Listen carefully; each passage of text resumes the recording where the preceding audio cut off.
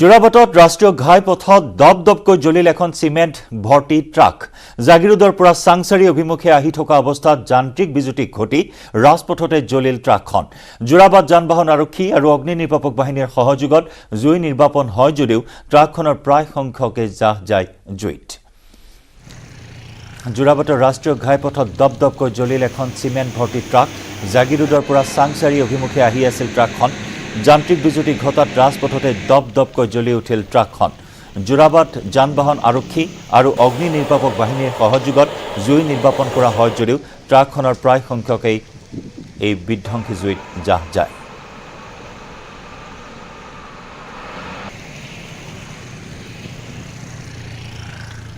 Mobile phone যোগে জনালে যে 13 মাইল আমতলা বুলি কয় এটো তাতে মানে এখন 14 চকীয়া ট্ৰাক জ্বলিছে বুলি ক'লে তেতিয়া মই লগে লগে মই ষ্টাফ লৈ আহোঁ আৰু ইতিমধ্যে আহি থাকোঁতে ফায়াৰ ছাৰ্ভিচক খবৰ দিয়া হৈছে কণ্ট্ৰলত জনাই দিয়া হৈছে তাৰপিছত আহি দেখিলোঁ যে গোটেই পৰিৱেশটো চালোঁ চোৱাৰ পিছত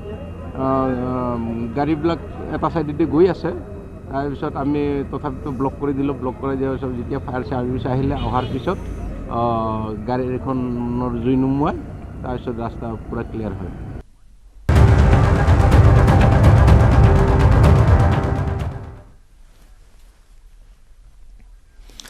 আৰু ইতিমধ্যে আমি জনাইছো আপোনাক ৰাজ্যজুৰি তীব্ৰ প্ৰতিক্ৰিয়া আৰু চাঞ্চল্য অব্যাহত আছে এছআই নিযুক্তি পৰীক্ষাৰ প্ৰশ্নকাকত ফাদিলক লৈ এই বিতৰ্ক বৰ্তমানে অব্যাহত আছে আৰু ইতিমধ্যে আমি জনাইছো এই ঘটনাত জড়িত থকাৰ সন্দেহত দুজন যুৱকক আটক কৰা হৈছে আটকাধীন যুৱক দুজন হৈছে কামপুৰৰ চাংচকীৰ পিণ্টু গোহাঁই আৰু ৰহাৰ 12 পুজিয়াৰ প্ৰাঞ্জল দেউৰী কামপুৰ আৰক্ষীয়ে সোধা পোছাৰ বাবে আটক কৰে পিণ্টু গোহাঁই নামৰ যুৱকজনক আনহাতে প্ৰাঞ্জল দেউৰী নামৰ যুৱকজনক নগাঁৱৰ পৰা আটক কৰে আৰক্ষীয়ে প্ৰাঞ্জল দেউৰী নামৰ যুৱকজনে পিণ্টু গোহাঁইক দিছিল প্ৰশ্নকাকত ইয়াৰ পিছতে হোৱাটছএপ গ্ৰুপত প্ৰশ্নকাকত দিছিল পিণ্টুৱে নুনমাটিৰ এটা কেন্দ্ৰত পৰীক্ষা দিছিল প্ৰাঞ্জলে ইতিমধ্যে দুয়োজন যুৱকক কৰা জেৰাত প্ৰকাশ পাইছে বহুত তথ্য উল্লেখযোগ্য যে দেওবাৰে অনুষ্ঠিত হৈছিল আৰক্ষীৰ উপ পৰিদৰ্শক পদৰ নিযুক্তি পৰীক্ষা এই পৰীক্ষা কেন্দ্ৰত নিষিদ্ধ কৰা হৈছিল মোবাইলকে ধৰি আন ইলেক্ট্ৰনিক সামগ্ৰী আনকি নিৰীক্ষকেও লগত ৰাখিব পৰা নাছিল মোবাইল কিন্তু তাৰ পিছতো পৰীক্ষা চলি থকাৰ সময়ত কেনেদৰে ভাইৰেল হ'ল এছআই পৰীক্ষাৰ প্ৰশ্নকাকত তাকে লৈ ৰহস্য এতিয়াও ভেদ হোৱা নাই দুজন যুৱকক আটক কৰা হৈছে জেৰা চলাই থকা হৈছে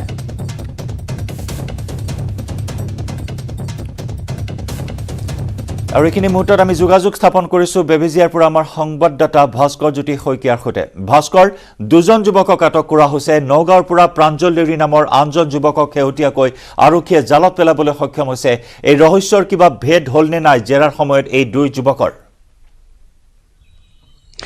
নিশ্চয়কৈ প্ৰাঞ্জল কালি যি ঘটনা পোহৰলৈ আহিছিল আচলতে এছআই পৰীক্ষাৰ যি প্ৰশ্নকাকত ফাদিল হৈছিল সেই ফাদিল হোৱাৰ পিছতে কামপুৰৰ উত্তৰ চাংচুকী পিণ্টু গোহাঁই নামৰ এজন যুৱকে আৰক্ষী কাষ চাপিছিলে আচলতে তেওঁ যি প্ৰশ্নকাকত ভাইৰেল কৰিছিল ভাইৰেল হোৱাৰ পিছত তেওঁ সেই খবৰতে চৰ্চা হোৱাৰ পিছতে তেওঁ আৰক্ষী কাষ নিজে চাপিছিলে কামপুৰ আৰক্ষী আৰু কামপুৰ আৰক্ষীয়ে তেওঁক নিশা আটক কৰিছিলে আৰু উৰেটো নিশা তেওঁক আচলতে কামপুৰ থানাতে তেওঁক ৰখা হৈছিলে আৰু পৰৱৰ্তী সময়ত প্ৰায় নিশা 2:30 বজাত মিকিৰভাটা থানাৰ অন্তৰ্গত মৰিগাঁও জিলাৰ মিকিৰভাটা থানাৰ অন্তৰ্গত যিগৰাকী যুৱক আছিল প্ৰাঞ্জল দেউৰী সেই প্ৰাঞ্জল দেউৰীক নগাঁও আৰক্ষীয়ে আটক কৰিছিল আৰু আটক কৰি নিশাই কামপুৰ থানালৈ তেওঁক লৈ যোৱা হৈছিল আমি আৰক্ষীৰ লগত যোগাযোগ কৰোঁতে প্ৰাথমিকভাৱে সেইখিনি তথ্যই পাইছিলোঁ আচলতে নিশাই প্ৰায় 2:30 বজাত যুৱকজনক প্ৰাঞ্জল দেউৰীক লৈ যোৱা হৈছিল কামপুৰ থানালৈ আৰু দুজন অভিযুক্তক ইতিমধ্যে কামপুৰ থানাত ৰখা হৈছে বৰ্তমানলৈকে আৰক্ষীয়ে আমাক কোনো ধৰণৰ তথ্য জনোৱা নাই যদিও এটা কথা ঠিক যে প্ৰশ্নকাকত আচলতে পিণ্টু গোহাঁই ফাদিল কৰিছিল সেই প্ৰশ্নকাকত প্ৰাঞ্জল দেউৰীৰ পৰা লাভ কৰিছিলে আৰু প্ৰাঞ্জল দেউৰী আৰু পিণ্টু গোহাঁই একেলগে ৰহাত ডিএলএডৰ ট্ৰেইনিং কৰিছিল আৰু ডিএলএডৰ ট্ৰেইনিং কৰি থকাৰ সময়তে প্ৰাঞ্জল দেউৰীয়ে যেতিয়া প্ৰশ্নকাকতসমূহ চাই আছিল আগদিনা পৰীক্ষা অনুষ্ঠিত হোৱা প্ৰশ্নকাকত চাই থাকোঁতে পিণ্টু দেউৰীয়ে তেওঁক কৈছিল যে ময়ো চাওঁ মোৰ হোৱাটছআপত চেণ্ড কৰাচোন তেতিয়া প্ৰাঞ্জল দেউৰীয়ে কৈছিল যে ঠিক আছে মই তোমাক দিম কিন্তু তুমি কাকো এই প্ৰশ্নকাকত নিদিবা পৰৱৰ্তী সময়ত পিণ্টু গোহাঁই সেই প্ৰশ্নকাকত লৈ তেওঁলোকৰ যি এছআই আচলতে প্ৰিপেৰেশ্যন গ্ৰুপ আছিল সেই গ্ৰুপটোত সেই প্ৰশ্নকাকত কাকত এৰি দিছিলে আৰু এৰি দিয়াৰ পিছতে সেই প্ৰশ্ন কাকত সৰ্বত্ৰে ভাইৰেল হৈ পৰিছিলে আৰু তাৰ পিছত যেতিয়া বিয়লি ভাগলৈ কথা সৰ্বত্ৰে চৰ্চা হৈছিলে তাৰ পিছতে উত্তৰ চাংচুকী যুৱক পিণ্টু গোহাঁই কামপুৰ আৰক্ষী থানাত আহি নিজে উপস্থিত হৈছিল আৰু কামপুৰ আৰক্ষীয়ে তেওঁক আটক কৰিছিলে সোধপোছৰ বাবে আটক কৰিছিল আৰু উৰেটো নিশা তেওঁক কামপুৰ থানাত বৰ্তমান পৰ্যন্ত কামপুৰ থানাত তেওঁক ৰখা হৈছে আৰু তাৰ পিছতে নিশা ভাগলৈ শেষ নিশা যিগৰাকী মৰিগাঁৱৰ মিকিৰভেটাৰ যুৱক আচলতে বাৰপুজীয়া মিকিৰভেটা থানা অন্তৰ্গত বাৰপুজীয়াৰ যুৱক পাঞ্জল দেউৰীকো কামপুৰ থানালৈ লৈ অহা হৈছিল আৰু বৰ্তমান তেওঁলোকক হয়তো ইণ্টাৰগেশ্যন কৰিব কিছু সময়ৰ পিছতে বা নিশা ভাগতো কৰিছে কিন্তু আৰক্ষীয়ে এতিয়ালৈকে কোনো ধৰণৰ তথ্য আমাক অৱগত কৰা নাই কিন্তু অতি আশ্চৰ্যজনক বিষয় যে ললিত কুমাৰ ভৰালী কলেজৰ পৰা এই প্ৰশ্ন কাকত ফাদিল হোৱা বুলি কৈছে আৰু সেই সময়ত যিহেতু পৰীক্ষা চলি আছিল আৰু মোবাইল ফোন নিব পৰা নাছিল কোনো ধৰণৰ সুবিধা নাছিল প্ৰশ্ন কাকত উলিয়াই অনা কটকটীয়া নিৰাপত্তা আছিল তাৰ মাজত কেনেদৰে প্ৰশ্ন কাকত আচলতে ছাত্ৰ এগৰাকী হাতত পৰিলে সেয়া এতিয়া সৰ্বত্ৰে চৰ্চা চলিছে প্ৰাঞ্জল জয়ন্ত হয় নিশ্চয়কৈ ভাস্কৰ সেই প্ৰশ্ন এতিয়া সকলোৰে মনত কাৰণ বিভিন্ন কঠোৰ নীতি নিয়ম বান্ধি দিয়া হৈছে আনকি OMR চিটৰ লগত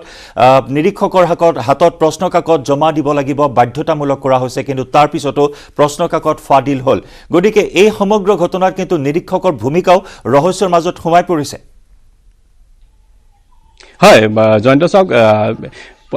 ইয়াৰ পূৰ্বেও আচলতে আৰক্ষীৰ যি পৰীক্ষা আছিল সেই পৰীক্ষাত বেমেজালি সৃষ্টি হৈছে যাৰ ফলত পৰীক্ষাত অৱতীৰ্ণ হোৱা ছাত্ৰসকল ইয়াৰ পূৰ্বেও হতাশাত ভুগি পৰিছিল পুনৰ আকৌ তেনেধৰণৰ এক ঘটনা সংঘটিত হ'বলৈ পালে যিহেতু এক কঠোৰ নিৰাপত্তাৰ মাজেৰে পৰীক্ষা হৈছিলে তাৰ পিছতো কেনেদৰে আচলতে ছাত্ৰ ছাত্ৰীসকলৰ হাতত প্ৰশ্ন কাকত আহিলে যিহেতু পিণ্টু গোহাঁই নামৰ ছাত্ৰজনে নুনমাটিত পৰীক্ষা দিছিলে নুনমাটিত পৰীক্ষা দিওঁতে তেওঁৰ হাতত কিন্তু প্ৰশ্ন কাকত অহা নাছিলে কিন্তু ললিত কুমাৰ ভৰালী যি কলেজৰ যিসকল ছাত্ৰ ছাত্ৰী সেইসকল ছাত্ৰ ছাত্ৰীয়ে হাতে হাতে প্ৰশ্ন কাকত লৈ আহিছিল বুলি আমি জানিব পাৰিছিলোঁ কিন্তু সেই সুবিধা কেনেদৰে পালে সেয়া আচলতে ডাঙৰ প্ৰশ্ন হৈ পৰিছে সেই সুবিধা কেনেদৰে পালে ইমান কটকটীয়া নিৰাপত্তা যিহেতু সকলো ধৰণৰ নিৰাপত্তাৰ মাজতে চলিছে আৰক্ষী পৰীক্ষা তাৰ পিছত ললিত কুমাৰ ভৰালী মহাবিদ্যালয়ৰ ছাত্ৰ ছাত্ৰীসকলে যিসকল পৰীক্ষাত অৱতীৰ্ণ হৈছিল সেয়া তেওঁলোকে প্ৰশ্ন কাকত কেনেকৈ বাহিৰলৈ আনিলে ইয়াক আচলতে তদন্ত কৰিব লাগে সেই তদন্তৰ আওতাত আহিলে সমগ্ৰ তথ্য পোহৰলৈ আহিব যিহেতু আমি বৰ্তমানলৈকে জানিব পৰা নাই পাঞ্জল কুমাৰ যিগৰাকী পাঞ্জল দেউৰীয়ে ক'ত পৰীক্ষাত দিছিলে সেয়া পৰৱৰ্তী সময়তহে আমি জানিব পাৰিম কিন্তু পাঞ্জল দেউৰীয়ে কেনেদৰে প্ৰশ্ন কাকত আচলতে তেওঁৰ হাতত পালে সেয়া এতিয়ালৈকে আমি জানিব পৰা নাই জয়ন্ত ধন্যবাদ ভাস্কৰ ধন্যবাদ জ্ঞাপন কৰিছোঁ আপুনি দৃষ্টি ৰাখিব সমগ্ৰ বিষয়টোত আমি পৰৱৰ্তী সময়ত পুনৰ সংযুক্ত হ'ম আপোনাৰ সৈতে আৰু ইয়াৰ পূৰ্বে 5 শতাধিক SI পৰীক্ষাৰ বাবে নিযুক্তি প্ৰক্ৰিয়া আৰম্ভণি কৰা হৈছিল লিখিত পৰীক্ষা বিতৰ্কৰ আৱৰ্তত সোমাই পৰিছিল আৰু এইবাৰ 6 শতাধিক পদৰ বাবে যোৱা দেওবাৰে অনুষ্ঠিত হৈছিল লিখিত পৰীক্ষা আৰু এই লিখিত পৰীক্ষাৰ প্ৰশ্ন কাকতো ফাদিল হ'ল ভাইৰেল হ'ল আৰু তাৰ পৰিপ্ৰেক্ষিতত পুনৰবাৰ বিতৰ্কৰ সৃষ্টি হ'ল SI নিযুক্তি প্ৰক্ৰিয়া আৰু যাৰ পৰিপ্ৰেক্ষিতত লাখ লাখ নিবনুৱাৰ এতিয়া হাহাকাৰ অৱস্থা অনিশ্চয়তাৰ মাজত সোমাই পৰিছে সমগ্ৰ নিযুক্তি প্ৰক্ৰিয়া এই মুহূৰ্তত আৰক্ষীয়ে কোনো ধৰণৰ কথা প্ৰকাশ কৰা নাই তদন্ত অব্যাহত ৰখা হৈছে দুজন যুৱকক ইতিমধ্যে আটক কৰা হৈছে জেৰা চলাই থকা হৈছে মহানগৰীৰ LCB কলেজৰ পৰা এই প্ৰশ্ন কাকত ফাদিল হোৱা বুলি প্ৰাথমিক তদন্তত পোহৰলৈ আহিছে কিন্তু পৰৱৰ্তী সময়ত এই সমগ্ৰ ঘটনাত কোন জড়িত আছে সেয়া অতি লক্ষণীয় হ'ব এইখিনি মুহূৰ্তত সমগ্ৰ বিষয়টো ৰহস্যৰ আৱৰ্তত সোমাই পৰিছে সেৱা কৰ্তৃপক্ষই দাবী কৰিছে যে পৰীক্ষা সুকলমে অনুষ্ঠিত হৈ গৈছে পৰীক্ষা অনুষ্ঠিত হোৱাৰ পিছতহে ফাদিল হৈছে প্ৰশ্ন কাকত গতিকে তেনেস্থলত কোনো গুৰুত্ব নাথাকে কিন্তু তাৰ পৰিৱৰ্তে সমগ্ৰ বিষয়টোক লৈ অনিশ্চয়তাৰ আৱৰ্তত সোমাই পৰিছে চাকৰি প্ৰত্যাশীসকল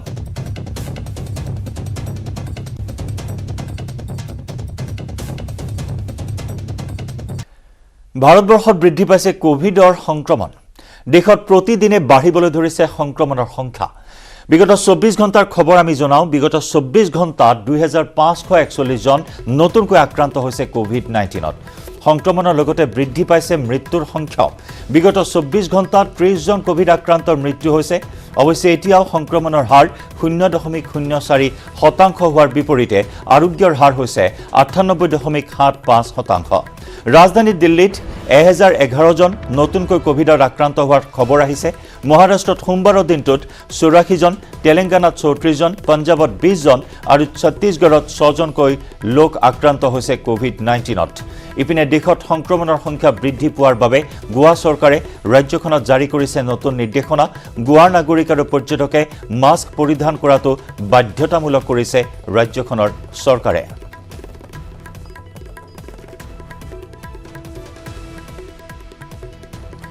বিশ্বৰ কেইবাখনো দেশত কোভিডৰ সংক্ৰমণ ভয়াৱহ ৰূপত বৃদ্ধি পোৱা পৰিলক্ষিত হৈছে। ইটালীৰ খবৰ জনাইছো এই মুহূৰ্তত। ইটালীতো ভয়াৱহ হাৰত বৃদ্ধি পাইছে কোভিডৰ সংক্ৰমণ।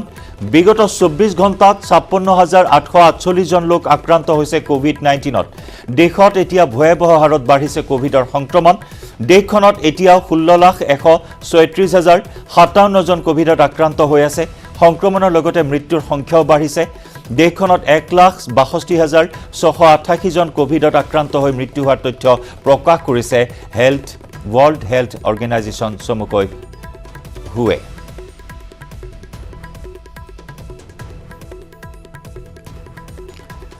এবাৰ চীনৰ খবৰ জনাইছো। চীনত এতিয়াও হ্ৰাস পোৱা নাই কোভিডৰ সংক্ৰমণ। প্ৰতিদিনে ভয়াৱহ হাৰত বাঢ়িছে আক্ৰান্তৰ সংখ্যা। দেশৰ সৰ্ববৃহৎ চহৰ চাংহাইত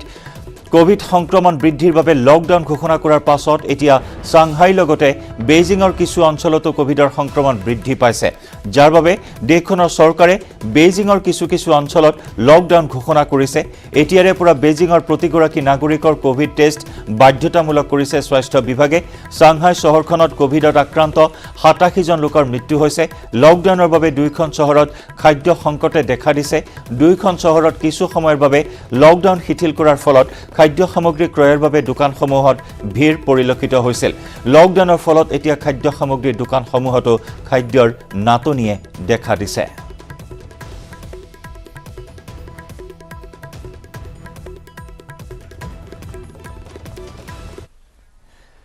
পৰৱৰ্তী খবৰ, হাৰিয়ানাৰ গুৰুগ্ৰামত অগ্নিকাণ্ড। গুৰুগ্ৰামৰ মানিছাৰ ছেক্টৰ 6ৰ সমীপত এই অগ্নিকাণ্ডৰ ঘটনা। জাবৰৰ দমৰ পৰা ভয়াৱহ হাৰত জুইৰ সম্প্ৰসাৰণ। বিধ্বংসী জুয়ে সোমবাৰে নিশা গ্ৰাস কৰে সমগ্ৰ অঞ্চলটো। নিশাই 35খন অগ্নি নিৰ্বাপক বাহিনীৰ বাহনেৰে নিৰ্বাপন কৰা হয় এই বিধ্বংসী জুই।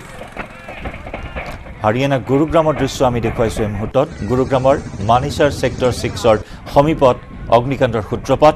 জাবৰৰ দমৰ পৰা ভয়াৱহ হাৰত বৃদ্ধি পায় এই অগ্নিকাণ্ড। আৰু এই অগ্নিকাণ্ডৰ প্ৰকোপ ইমানেই বেছি যে মুহূৰ্তৰ ভিতৰতে জুয়ে সমগ্ৰ অঞ্চলটো চানি ধৰিছে। বিধ্বংসী জুয়ে সোমবাৰে নিশা গ্ৰাস কৰে সমগ্ৰ অঞ্চলটো। জুই ধোঁৱাৰ লেলিহান শিখাই আৱৰি ধৰে। এক আতংকময় পৰিৱেশে বিৰাজ কৰে। 35খনকৈ অগ্নি নিৰ্বাপক বাহিনীৰ বাহনেৰে জুই নিৰ্বাপন কৰা হয়।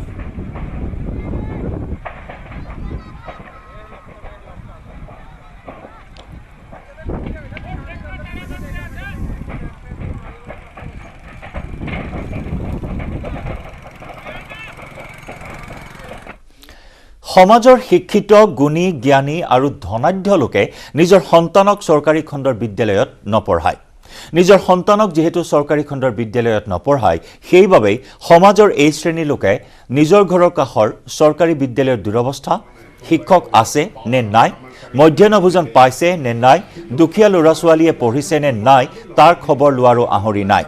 অসমীয়া মাধ্যম আৰু চৰকাৰী খণ্ডৰ বিদ্যালয়লৈ চৰম ভাবুকি অহাৰ সময়ত এই অসহায় মন্তব্য শিক্ষামন্ত্ৰী ডক্টৰ ৰণোজ পেগুৰ। ঢেকিয়াজুলি লোকনায়ক অমীয় কুমাৰ দাস মহাবিদ্যালয়ৰ সোণালী জয়ন্তীৰ সমাৰোহৰ সামৰণি অনুষ্ঠানত অংশ লৈ এই মন্তব্য কৰে শিক্ষামন্ত্ৰীগৰাকীয়ে।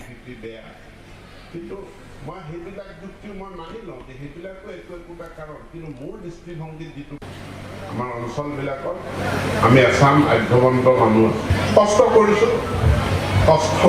কষ্ট কৰি কোনোবাই চাকৰি কৰিছে, কোনোবাই ব্যৱসায় কৰিছে, দুপইচা উপাৰ্জন কৰিছে। এতিয়া ল'ৰা ছোৱালীকেইটাক পঢ়ুৱাবলৈ চিন্তা নাই। ইংৰাজী মাধ্যমৰ স্কুললৈ আমি পঠাই দিছোঁ। দুখীয়া মানুহৰ ল'ৰা ছোৱালীয়ে কেনেকৈ পঢ়িছে চৰকাৰী বিদ্যালয়ত আমি খবৰ নলওঁ। আৰু যে এই যে সমাজৰ শিক্ষিত মানুহখিনিয়ে,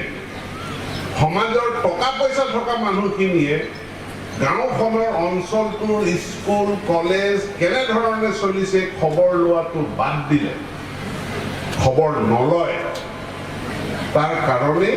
এই শিক্ষানুষ্ঠানবিলাকত শিক্ষাৰ মানদণ্ড বহু পৰিমাণে তলত গৈছে। গুৱাহাটী পৌৰ নিগমৰ নিৰ্বাচনত বৰ বেয়াকৈ মুখ থেকেচা খালে বিৰোধী কংগ্ৰেছে বিজেপিৰ প্ৰচাৰ অভিযানত মুখ্যমন্ত্ৰীকে ধৰি দেখা গ'ল সকলো মন্ত্ৰী বিধায়কক কিন্তু তাৰ বিপৰীতে প্ৰচাৰ অভিযানত পিছ পৰি ৰল কংগ্ৰেছ সদ্যসমাপ্ত গুৱাহাটী পৌৰ নিগম নিৰ্বাচনত কংগ্ৰেছে এখনো আসন লাভ নকৰাটো পুনৰ প্ৰতিপন্ন কৰিলে কংগ্ৰেছৰ আভ্যন্তৰীণ সংঘাত মতানৈক্য অধিকাংশ নেতাৰ অহমিকা আৰু সমন্বয়হীনতা জিএমচি নিৰ্বাচনত শাসকীয় মিত্ৰজোঁটে দায়িত্ব অৰ্পণ কৰিছিল 8জন মন্ত্ৰীক প্ৰতিটো ৱাৰ্ডৰ দায়িত্ব দিছিল এজনকৈ বিধায়কক ৱাৰ্ডৰ দায়িত্ব অৰ্পণ কৰিছিল জ্যেষ্ঠ মন্ত্ৰীক মুখ্যমন্ত্ৰীয়ে অংশগ্ৰহণ কৰিছিল কেইবাখনো জনসভাত ৱাৰ্ডে ৱাৰ্ডে সমস্যাৰ বুজ লৈছিল বিজেপিৰ নেতাকৰ্মীয়ে ইয়াৰ বিপৰীতে পৌৰ নিগম নিৰ্বাচনত অন্তবদলত ব্যস্ত আছিল কংগ্ৰেছৰ নাছিল কোনো ষ্টাৰ কেম্পেইনাৰ প্ৰচাৰ অভিযানত দেখা নগ'ল অধিকাংশ বিধায়কক ঘৰৰ পৰা ওলাই নাহিল অধিকাংশ জ্যেষ্ঠ নেতা ৱাৰ্ডৰ দায়িত্ব দিয়া নহ'ল কোনো নেতা তথা বিধায়কক অকলশৰে প্ৰচাৰ চলাইছিল সভাপতি ভূপেন বৰাই এনেদৰে বিজেপিৰ ৰণকৌশলৰ বিপৰীতে কংগ্ৰেছৰ আছিল পৰিকল্পনাহীন প্ৰচাৰ কোনোজন নেতাই গুৰুত্ব সহকাৰে নললে পৌৰ নিগম নিৰ্বাচন গুৱাহাটীৰ মাজমজিয়াতে থকাৰ পিছতো ৰণক্ষেত্ৰত দেখা নগ'ল প্ৰাক্তন সাংসদ দ্বিজেন শৰ্মা ববিতা শৰ্মা জাকিৰ হুছেইন সিকদাৰ ৰাণা গোস্বামী নুৰুল হুদা ৰকিবুল হুছেইন অকণ বৰা শৰণ বৰকটকীৰ দৰে বহু জ্যেষ্ঠ নেতাক আনকি প্ৰচাৰ অভিযানত সক্ৰিয় ৰূপত দেখা নগ'ল বিৰোধী নেতা দেৱব্ৰত শইকীয়াকো যি সময়ত স্বয়ং মুখ্যমন্ত্ৰী হিমন্ত বিশ্ব শৰ্মাই জিএমচি নিৰ্বাচনক গুৰুত্ব সহকাৰে লৈ ধাৰাবাহিক প্ৰচাৰ চলাইছিল সেই সময়ত ঘৰত বহি দিবাস্বপ্নত বিভোৰ আছিল অধিকাংশ কংগ্ৰেছী নেতা প্ৰতিটো নিৰ্বাচনত ভয়ংকৰ বিপৰ্যয়ৰ সন্মুখীন হোৱাৰ পিছতো গা নলৰিল কংগ্ৰেছৰ বাঘা বাঘা নেতাৰ বসতিস্থল গুৱাহাটী মহানগৰীৰ ৬০টা ৱাৰ্ডৰ এটাতো জয়লাভ কৰিব নোৱাৰাটো পুনৰ স্পষ্ট কৰিলে কংগ্ৰেছৰ অদূৰদৰ্শিতা নেতাসকলৰ মাজত মত বিৰোধ অহমিকা আৰু আলোচ্য এনে স্বভাৱৰ বাবে হয়তো অনাগত বহুদিনলৈ মূৰ দাঙি উঠিব নোৱাৰিব দেশৰ সবাতোকৈ পুৰণি দলটো bureau' report news 18 Assam north east 28 এপ্ৰিলত ডিব্ৰুগড়ৰ লগতে কাৰ্বি আংলঙলৈও আহিব দেশৰ প্ৰধানমন্ত্ৰী নৰেন্দ্ৰ মোদী কাৰ্বি আংলং জিলাৰ হাওৰাঘাটৰ লৰিংথেপি আকলামত অনুষ্ঠিত হ'বলগীয়া প্ৰধানমন্ত্ৰীৰ এই বিশাল জনসভাৰ বাবে প্ৰস্তুতি প্ৰায় সম্পূৰ্ণ হৈছে 4টাকৈ অস্থায়ী হেলিপেড সুবিশাল আকৰ্ষণীয় মঞ্চ আদিৰ নিৰ্মাণ কাৰ্য প্ৰায় শেষ হৈছে ৰাজ্যৰ মুখ্যমন্ত্ৰী ডক্টৰ হিমন্ত বিশ্ব শৰ্মাই ঘনে ঘনে প্ৰস্তুতিৰ বুজ লোৱাৰ উপৰিও কাৰ্বি আংলঙৰ অভিভাৱক মন্ত্ৰী যোগেন মহন মন্ত্ৰী পীযুষ হাজৰিকাই কাৰ্বি আংলঙত বাহৰ পাতি সকলো দিশ তদাৰক কৰি আছে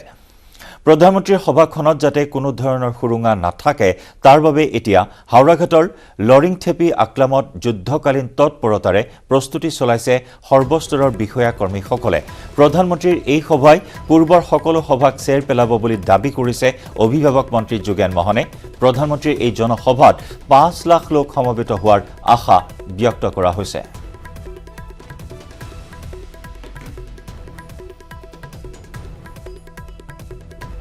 5 লাখৰ ইয়াতে সমাৱেশৰ হ'ব এখন ঐতিহাসিক সভা হ'ব প্ৰধানমন্ত্ৰী ডাঙৰীয়াৰ কেইটামান বজাত প্ৰধানমন্ত্ৰী অনুষ্ঠান ইয়াত হ'ব ইয়াতে 11টা পজিট বুলি হ'ব 11টা আমাৰ 7 বজাৰ পৰাই ৰাইজে সমাগম হ'ব ইয়াতে আপোনালোকে দেখিব এখন ঐতিহাসিক এখন সভা হ'ব যিখনত এই সকলো সভা প্ৰধানমন্ত্ৰী